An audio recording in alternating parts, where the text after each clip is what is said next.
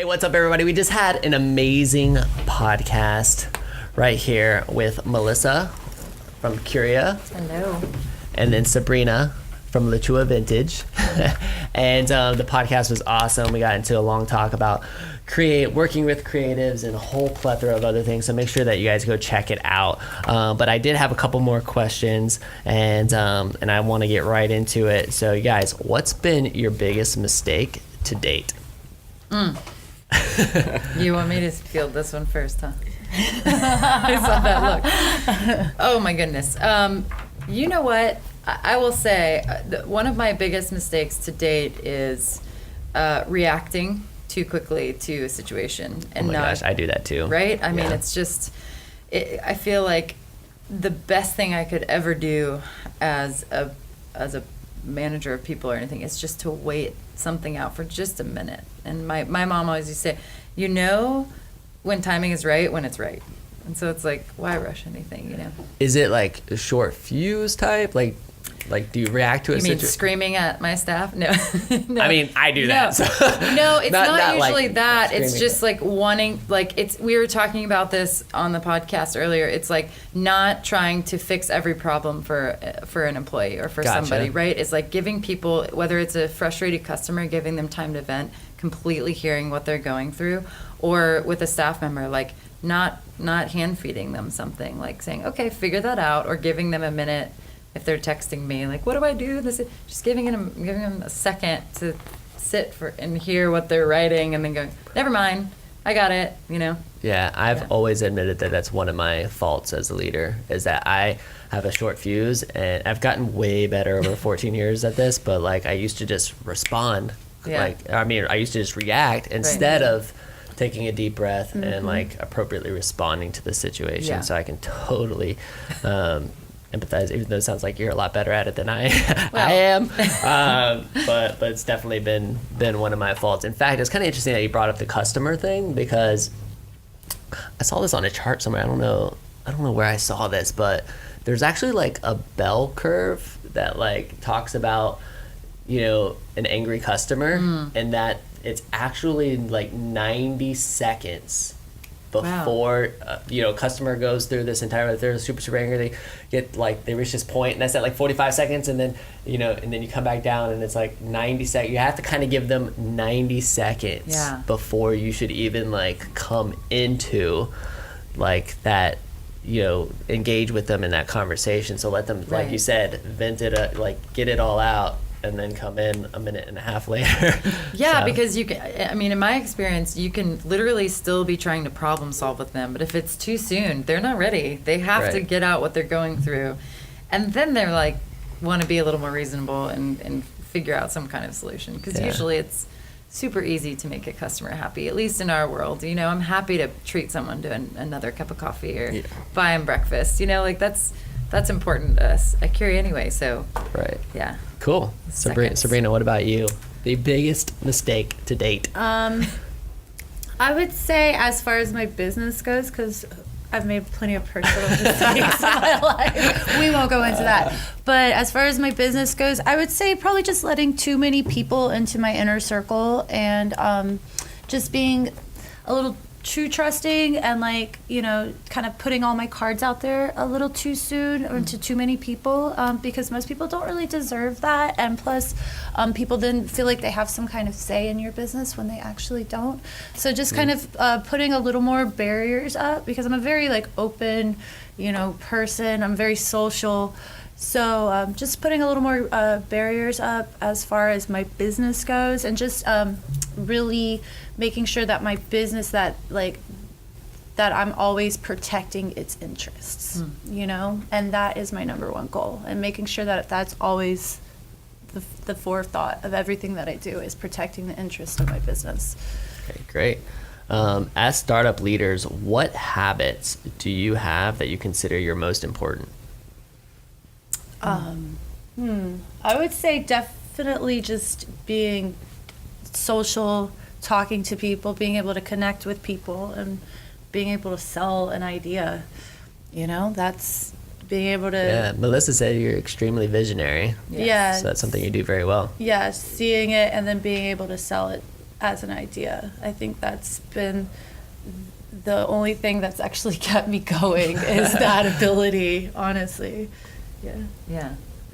I'm an over communicator, and for some people that's very annoying. But in my role professionally, it's very, very helpful because it's amazing how many things people assume that would have just been catastrophic if I had not over communicated something. So I'm very grateful for that in my professional life. Do you think that came from like your lawyer background? For sure, into and this? then, you know, the being just a type A, left-brained person that evolved to a lawyer and then evolved to what I am now, for sure, you know.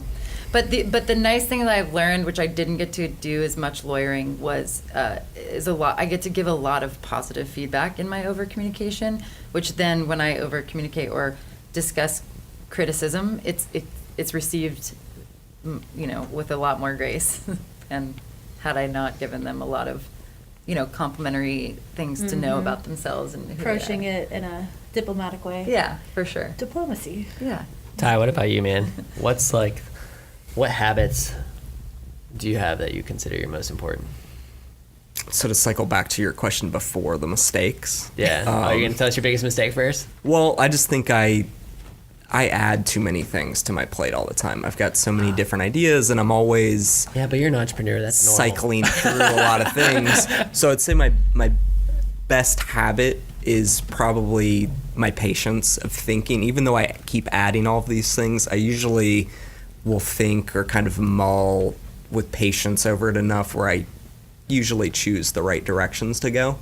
I just try to be very thoughtful, and I try to listen to others and really put myself kind of to see the vision go through and to make sure it's something I really want to do. Because I've definitely added things I don't want to do, and I've really tried to stop that. So I try to make sure everything that I am adding or thinking about, it's taking care of me a little bit more selfishly now, where before it was more giving myself away, showing my cards a little too much. So really trying to be patient, but also a little bit more selfish as I kind of grow forward. And I'm learning every day. Like it's a habit that I'm starting, and it's tough. Yeah. Just investing in yourself. Yeah. In terms of learning. Yeah. I mean, I think it's so important. It's Yeah. a great habit to start too. So here's an interesting one that I don't think I've ever asked anybody. What's one productivity tool that you use every day, whether it's like an app or like something inside your business? Like Coffee. That's a good coffee. answer. That's a great productivity tool. Yeah, for sure. Really, something that I do almost every day that I'm at Curia is check in with my staff who's working face to face, and I find that incredibly, like, both of us come out with energy, more energy from it than before. So it's a one-on-one, face-to-face interaction is huge for me.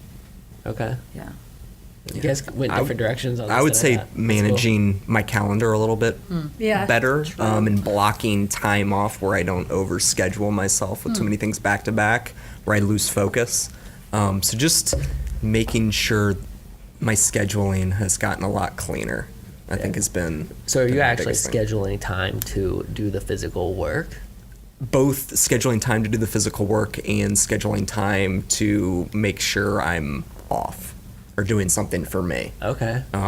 Because before I would just run through it, and it's like it'd spin out of control, and I'd have 20 things we're doing today, and I'd get them all done, but it's like what just happened? So I'm trying to have a little bit more of a patient build and a little bit more of a clean process kind of moving forward in my day-to-day scheduling. Because as a creative and as someone that does a few things, if you're not managing your schedule efficiently, it doesn't matter how much you're getting done because you're just kind of spinning your wheels. Yeah.